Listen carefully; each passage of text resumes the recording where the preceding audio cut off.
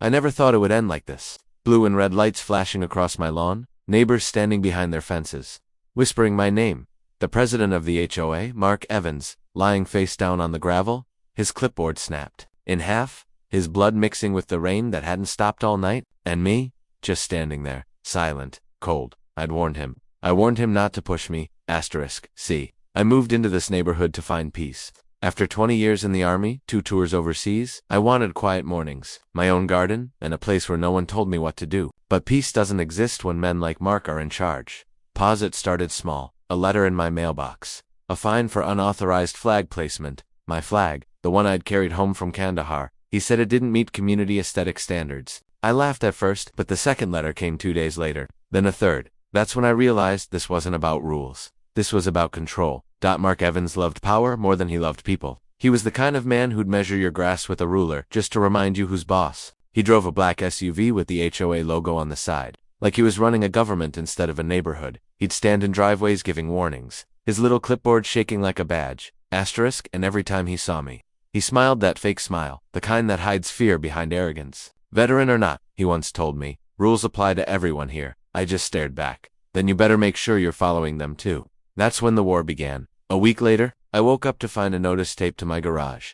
Property violation, non-native plants. He was right. I had planted Texas sage instead of California juniper, but they were beautiful. Purple blooms, silver leaves, my mother's favorite. He gave me 48 hours to remove them or face $200 a day in fines. So I did what any soldier would do. I documented everything. I started watching him, recording, timing his patrols. Every rule he broke, I wrote it down. He parked on red zones. He used HOA funds for his personal vehicle. He even fined a widow for hanging Christmas lights too long. But the breaking point came one Friday evening. He entered my yard without notice. Claimed he was inspecting the drainage, but I caught him snapping photos of my shed. I stepped outside quietly. He didn't see me at first. Then he turned, startled. Private property? I said calm, but firm. He smiled. HOA property? Technically, pause that word. Technically, it always hides a lie. He left, but I knew he'd be back. Saturday night.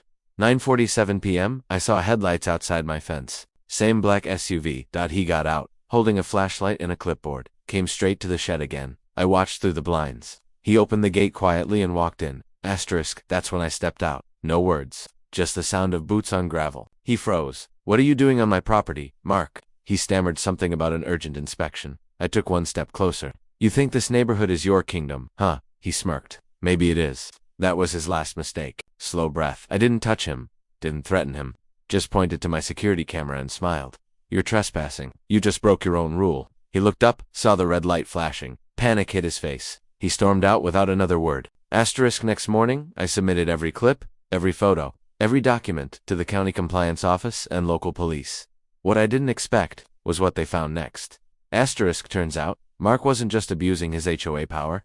He was embezzling funds tens of thousands of dollars in maintenance contracts that didn't exist. He'd created fake companies, signed them off with HOA money, and every complaint he silenced. Buried in paperwork he shredded weekly. The county froze the HOA accounts. The board turned against him overnight, but power-hungry men don't go quietly. That same night, I saw him again. Standing in front of my house. No SUV, no clipboard this time. Just rage. He shouted something I couldn't hear, then started walking toward me. I opened the door. Slow, no fear, just silence. You did this. He yelled. You ruined everything. I stepped down from the porch, stopped a few feet away, and said, No, Mark, you did. He lunged, and for a split second, I saw the fear in his eyes, the kind of fear soldiers recognize. He tripped on the edge of my driveway, hit the ground hard. The flashlight rolled into the street.